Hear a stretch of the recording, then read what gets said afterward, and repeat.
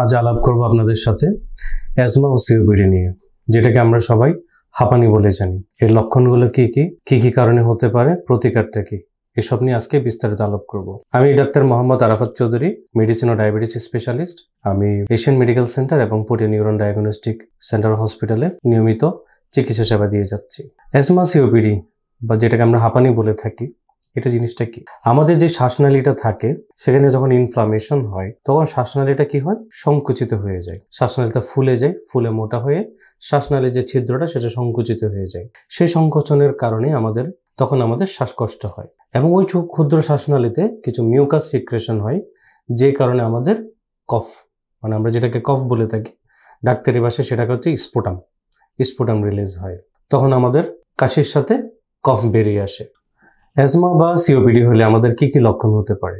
কাশি হতে পারে, কাশির সাথে কফ যেতে পারে, সাথে শ্বাসকষ্ট হতে পারে, চেস্ট টাইটনেস বা বুক একটু ভারী লাগা, একটু ব্যথা লাগা, এসব লক্ষণ দেখা দিতে পারে। কি কারণে এসব জিনিস হতে পারে? ধোঁয়া থেকে হতে পারে, ধুলাবালি থেকে হতে পারে, জেনেটিক্যালি হতে পারে, বাচ্চাদের এক্সিমা হলে সেক্ষেত্রে হতে পারে, অ্যালার্জিক রাইনাইটিস থেকে হতে পারে, অবেসিটি থেকে হতে পারে, এক্সারসাইজ থেকে হতে পারে, স্ট্রেস থেকে হতে পারে, এংজাইটি থেকে হতে পারে। এইসব কারণে আমাদের অ্যাজমা বা সিওপিডি হতে পারে। সিওপিডির ক্ষেত্রে আরেকটা বিষয় খুবই জরুরি, সেটা হচ্ছে স্মোকিং। আমরা ধূমপান করি, অনেকেই ধূমপান ছাড়া অনেক কিছু নিয়ে থাকে, পানের সাথে অনেকেই জ্বর দেখায়, অনেকে সাদা পাতা খায়। এইসব কারণে সিওপিডি হতে পারে।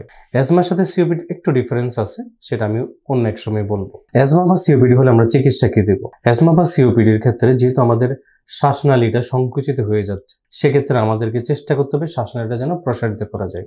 এই কাজটা করে ব্রঙ্কোডাইলেটর, যেটাকে আমরা ইনহেলার হিসেবে চিকিৎসা দিয়ে থাকি। মানুষের মধ্যে একটা ভুল ধারণা রয়েছে, ইনহেলার একবার ব্যবহার করলে সারা জীবন ব্যবহার করতে হয়, কিন্তু ইনহেলারটাই হচ্ছে সব থেকে উত্তম চিকিৎসা। আমি যতই মেডিসিন দিই না কেন, যদি আমি ইনহেলারটা প্রেসক্রাইব করে থাকি, তবে সেক্ষেত্রে পেশেন্টের সাইড এফেক্ট কম হয়, বরং উপকারটা আরো বেশি পরিমাণে হতে পারে। ইনহেলার পাশাপাশি আমরা কিছু সময় নেবুলাইজেশন দিয়ে থাকি। যখন কোনো একটা ইনফেকশন হচ্ছে বা কোনো একটা ঠান্ডার থেকে কারো অ্যাজমা বেড়ে গেল, তখন আমরা তাদেরকে নেবুলাইজেশন দিয়ে থাকি, কিছু স্টেরয়েড দিয়ে থাকি। পাশাপাশি আমরা যখন ইনফেকশন বা জ্বরের হিস্ট্রি থাকে, তখন তাদেরকে আমরা অ্যান্টিবায়োটিক দিয়ে থাকি। অ্যাজমা বা সিওপিডি বা অন্যান্য শ্বাসকষ্ট হলে অ্যান্টিবায়োটিক দেওয়াটা মুখ্য নয়, বরং ইনহেলেশন বা নেবুলাইজেশনটাই জরুরি। অ্যাজমা বা সিওপিডি হলে কখন আমাদেরকে হাসপাতালে ভর্তি হতে হবে? আমাদের কফ, কাশি এগুলোর সাথে যখন তীব্র শ্বাসকষ্ট হবে, অনেক বেশি জ্বর থাকবে এবং রক্তের অক্সিজেন লেভেল যখন আমাদের 94% থেকে কমে যাবে, তখনই আমার কেবল হাসপাতালে ভর্তি হতে হবে। আপনাদের যদি বাচ্চাদের এবং বয়স্কদের কারো যদি অ্যাজমা বা সিওপিডি থেকে থাকে, তাহলে তারা অবশ্যই আমার থেকে চিকিৎসা নিতে পারেন অথবা নিকটস্থ কোনো ডাক্তারের কাছে শরণাপন্ন হতে পারেন। আজ এই পর্যন্তই। ধন্যবাদ। আসসালামু আলাইকুম।